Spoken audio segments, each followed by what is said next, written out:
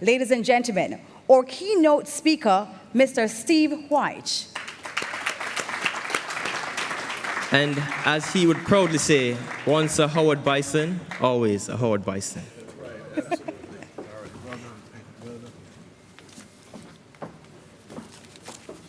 All right, thank you so much for having me be your keynote speaker tonight. And as you can tell by the few words I've spoken, I am not from the West Indies.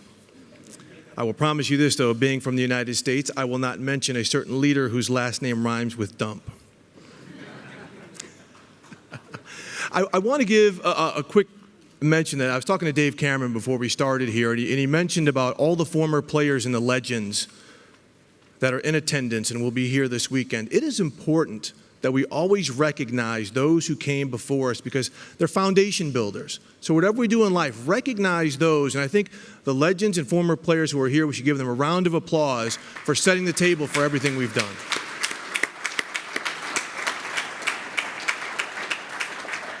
Okay, so as Dwayne mentioned, when I was first asked to speak at this event, of course I was flattered and I was honored and very humbled to be asked to come to this beautiful island and to speak in front of all of you, but I was also reluctant. I cover pro football, I cover the NFL, and before that, I covered the NBA, the National Basketball Association. So my familiarity with those sports was far greater than it was with cricket.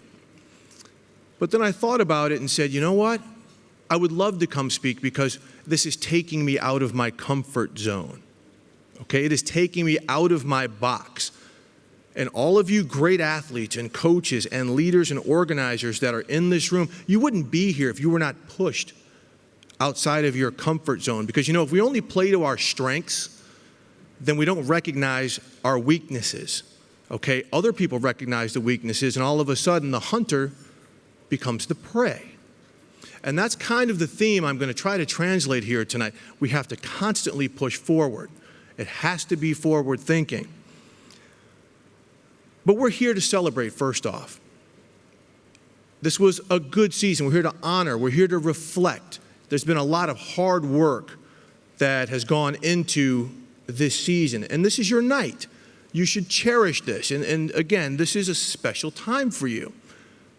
But when you wake up in the morning, are you going to continue to reflect and celebrate and say, man, last year there were certain things we could have done, this and that? Because doing that's not necessarily going to win you your next match. It is not going to help you as a coach come up with more innovative strategies. As organizers, reflecting back isn't always going to help you build to the next step. And I say this because, again, I cover the National Football League, and this year's Super Bowl, we saw the most historic comeback in Super Bowl history. The New England Patriots were trailing 28-3 with 15 minutes left to the Atlanta Falcons. And they rallied back and they won. This was the greatest, it was one of the most incredible football games that was ever played in the 52 years of a Super Bowl. That Sunday, I was at a news conference with the Patriots head coach, Bill Belichick. And the first things out of his mouth when he was asked, hey, how does it feel to win another Super Bowl championship? His response, we're 5 weeks behind every other team in preparation for next season. That's how he thinks. That's what they call the Patriot way. And this is why they've had the longest run of success in American sport. Because they don't necessarily, the trophies are in the case. They're nice to look at. But they're intoxicated with success. They are not intoxicated of success. And I say that when you are intoxicated with success, you want more. You've tasted it. I want another sip of that fine victory. With you are intoxicated of success, well, look at me. Look what we just did. That leads to hubris, contentment, and short-lived glory. Intoxication with success, it starts with hard work. We all know that. Everybody in here works hard, but we've got to push out of that comfort zone, out of that box. And that starts with great leadership. And that's just not the organizers of WIPA and CWI. That goes to the coaches, that goes to the players. You all have to understand the importance of what you want to do. But to reflect back too often, and I'm sure so many of you in this room have heard about how great the West Indies cricket used to be. Reclaim the glory days. Bring us back to what we were. History's history. You can't change it. That's why when you study it, you never see the Egyptians building something different than pyramids. It is what it is. There's an old saying, I guess not so old saying, but if you look in the rearview mirror too long, you don't see what's in front of you. And for this cricket association, there's so much in front of you.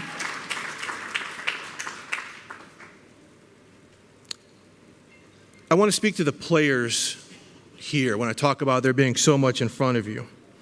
Don't sell yourself short in any way, be it training, be it participation on and off the field, because, you know, when people fill that stadium or they turn on the TV, they're not filling it or watching to watch the coaches coach or the organizers organize. They're watching for you to play.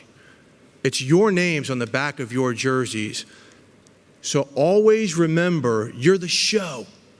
You're why they're there. That's why the commitment to performance at all levels, it's always going to rest on you. When you hear people cheer, they're cheering you. When you hear people complain, they're complaining about you. And as a lot of these former players will tell you, you only have a small window to capitalize on your athletic glory. Okay, Father Time, especially when it comes to athletics, he's undefeated. There's also the opportunity. We're in this rapidly evolving time with technology and ingenuity and social media and whatnot. You can capitalize on all of this. Too often I see athletes and coaches and everybody, they wait for somebody else to tell their story. Now we've got all these tools where you can tell your own story. You can tell your own narrative. I mean, some of the most popular athletes in America, they're popular because of what they do off the field. And they tell everybody this via Twitter, Facebook, all of these things. If you wait for everybody to do this for you, it's not going to happen. You have an opportunity to do this. I look at the Twitter page for West Indies, there's hundreds of thousands of followers. This is a brand. Add to that brand. Capitalize on it. We saw Chris Gale win the first ever CWI WIPA Foundation Award for all the stuff he's done off the field. All of you guys do things off the field to make people's lives better. Let folks know. Because as somebody who's in the media, a lot of times good news isn't reported. Or we don't have space to report that somebody is building a school or doing something to help young people. But when your careers are over, those marks you make for doing things like that, those could be remembered just as much as what you've done on the athletic field. One of the biggest things, and I look at the successes of sporting, the successful teams in sports in the United States, is culture. And culture tends to come from the top. I mentioned how Bill Belichick came out just 12 hours after winning that game and said, hey, we're 5 weeks behind everybody else. The culture has to be set from the top. And, you know, I heard Johnny talk about accountability, to be held accountable at all levels of this organization. Accountability is huge. Players, hold your teammates accountable. Coaches, hold your coaches accountable. Leaders, hold everyone accountable. You have to, as you know, we heard about unity. That's the important thing about success. But competition is also one of the biggest keys to success in athletics. And not just competition against other teams, competition in-house. Okay, we all know that in the West Indies, there is an unbelievably vast amount of athletic talent. To find and develop and cultivate and nurture that talent is something you've done. But now, have them push. It'll make the veterans and the experienced players on that team understand, hey, I was in that position a few years ago and I took somebody's job. They didn't like it. So I don't want someone to take my job. That's one of the biggest motivators in developing the culture of winning and sustained success. Coaches, have an open mind. Listen to your other coaches because they could come up with something innovative. I talked about the New England Patriots. Again, a lot of people don't like them, but a lot of people don't like them because they always win. They have this Patriot way that we always hear about. Because winning isn't an accomplishment to them. Winning is expected. Players understand if they don't compete and comply, somebody else will. Since they've won that Super Bowl, they've gotten rid of so many players who helped them win that championship. Instead of sitting still saying, hey, you guys helped us win, they keep on churning. And it doesn't necessarily mean here you have to churn the roster, but you have to churn attitude. You have to churn motivation. You have to make it happen. Because all I keep hearing and reading and seeing, the talent is here. There's a vast amount of talent.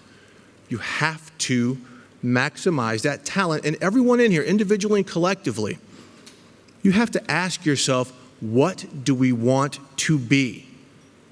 Because there is no evolution in thinking. If there is no evolution in thinking, in commitment, there'll be no evolution. We'll keep on spinning that hamster wheel.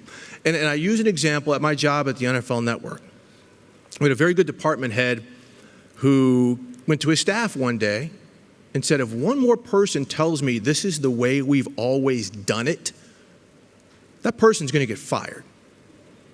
And what that did is that spurred people to say, okay, good, we can break out of this mold. We can come up with creative technologies, different ways to market the brand, different ways to understand that people aren't just watching us on television, but they're watching us on their phones and tablets. You have to always stay ahead of the game, because if you stay where you are, you're going to get passed by people who continue to push. As far as Cricket West Indies collaboration, we've heard a couple people come up here and say it is paramount.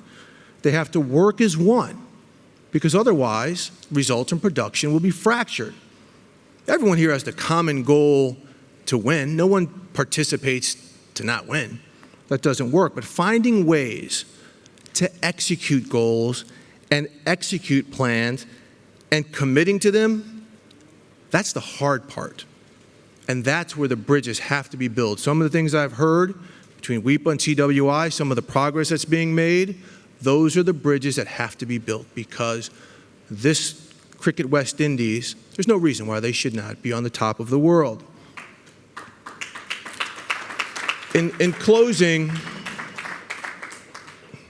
I've been fortunate enough to be married to a Jamaican woman for 24 years. Therefore, I married into a cricket-loving Jamaican family.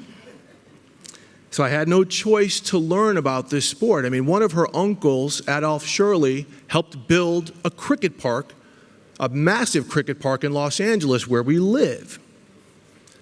But my late father-in-law, Jerry Shirley, he would sit me down in his room at their home in Montego Bay, and there'd be a test match on or something, and we'd be sitting there, and he'd be explaining to me the intricacies of the sport. As a reporter, I'm questioning, I want to learn about this.